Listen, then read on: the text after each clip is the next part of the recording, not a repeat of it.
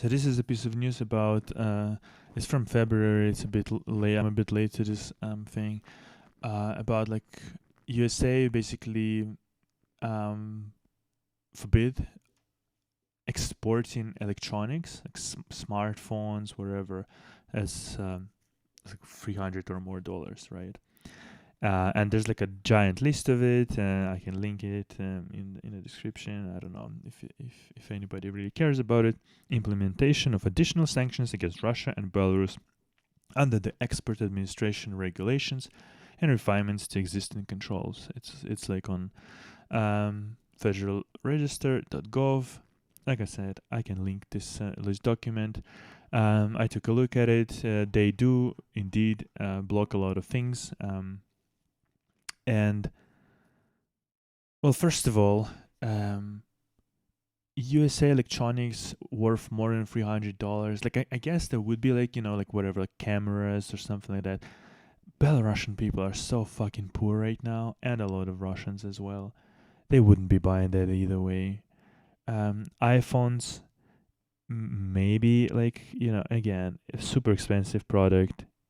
I mean, would you even buy it right now? Not really. People are buying Huawei's and ZTE phones, basically Chinese things. Most of people actually use phones like that instead of like iPhones or whatever.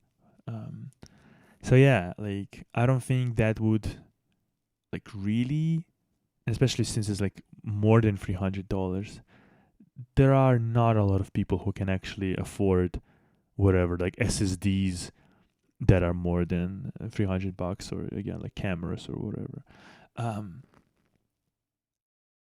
So in that case, like like this is probably like aimed more at like a wealthy Russians, not oligarchs, that's for sure, because they don't give a fuck about all of that. They have like double and triple fucking citizenships in any fucking country they fucking want, and they can buy whatever the fuck they want. So it's interesting that those sanctions, like, what's most important about sanctions is that they block banks. They block banks, and like Russians and Belarusian people right now having a really hard time to actually use their credit cards, debit cards usually, because we usually have debit cards, not credit cards, to even pay for anything. I'm facing this challenge right exactly now. I need to pay for criticaldiscussions.net, and I can't pay with the bank that I have because it's blocked. So I need to go through, and I don't have like a PayPal that I can easily link basically to my account. So like we need to, like, regular people who understand some technology, who are pro-Western. Those sanctions, like a lot of them anyway, they like they don't aim at like those Russian peoples or Belarusian people, but they definitely affect them. And it's just like another sort of another stick basically in a wheel, like that you need to kind of go through, you need to go through hoops basically. You need to go through for some challenges to do even the basics.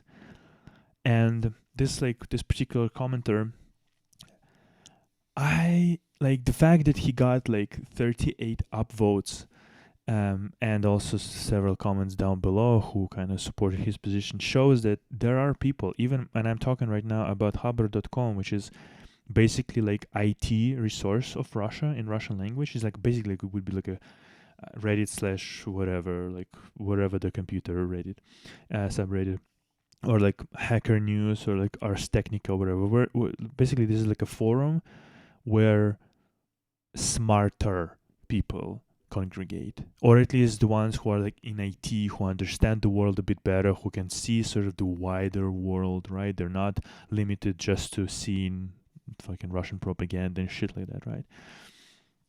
But apparently, like again, maybe this is just some troll. Maybe he is just like pushing this narrative, but people agreeing with him, which means that there is this presumption, there is this like narrative brewing anyway, that because of those sanctions, lots of people who were kind of neutral or pro-Western start to actually congregating kind of group around this idea that, well, those propagandists, they were saying that West hates Russians, all Russians, and that like they don't care about Russia or whatever. And now we are going like to whatever experience, like we're experiencing basically that we're trying to basically pay for something, some goods, whatever, and we can't do it because we're just Russians. That's it. And so those people might start feeling like, oh, maybe propaganda, Russian propaganda, maybe they weren't actually lying. Maybe indeed there is this like sentiment that all Russians are bad, and while a person might think like, why the fuck am I bad? I was supporting Navalny. I was maybe fucking, I don't know, even like beaten and got arrested or whatever for that, for protesting in like whatever 2011 or shit like that. Why am I suddenly a bad guy here? Just because I wasn't able to escape that fucking country? Just because I don't have enough money or maybe don't have enough skill or whatever necessarily at the moment, right? Or like I don't know, maybe like a person didn't know like good enough English to like, or German to like relocate to a foreign company or something like that, right? Maybe they're just like not, top level fucking specialist, right? It's not top level like engineers to be able to like easily relocate. Like and so that person might sit and think like, why the fuck am I the bad guy here? There are like literally fucking billionaires and their families and their staff and all of those cunts who were directly benefiting from the regime, and now they are traveling across the world. They don't give a flying fuck. They have citizenship of various countries, or even fucking European countries, and they're all fine, and I'm whatever fucking Vasya from some fucking city of 100,000 in the middle of Russia with like barely running freaking water and sewer system. Now I am the bad guy. Why the fuck? And that's what I'm saying, like those sanctions, like, yeah, sure, now that they finally introduced the cap on the oil prices, now that the gas income is not there basically, but this is not their fucking achievement. That's the miscalculation of Putin, who blew up fucking Nord Stream.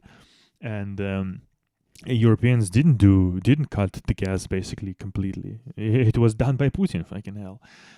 Yeah, with oil, okay, but the budget, the Russian budget was basically made with the oil price about $60, and they capped it at around 60, and so like it's still fine. Russia will have money for the war, but regular Russians, they will suffer. They will suffer not only because they can't buy. Not only because they don't have fucking money now, not only because the quality of like the medicine, social services, and all those stuff is going to fucking drain. Now, not only like they can't, even if they have saved some money, they can't buy like good electronics quality stuff, right? But they can't even use their own freaking cards to pay for Western services, to even pay for like domain name or wherever. They need to jump through hoops. And why? Why are you doing that?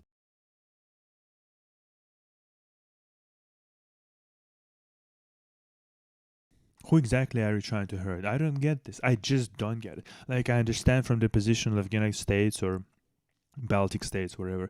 They just think, fuck Russia, fuck Belarus, we don't care about them. They're not our market, while they're still buying electricity, like I said, from Belarus. And from United States, like, who gives a fuck about Russia? And that's it, and they're like, we just cut it off. We don't care about that market. And that's it. We are continuing doing our own stuff.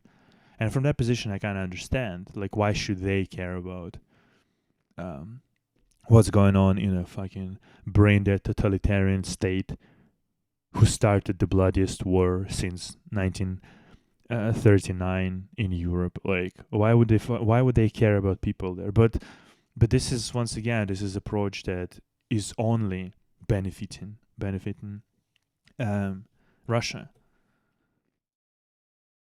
only benefiting Russia. Russia, in a sense, the totalitarian Russia, the regime of Russia.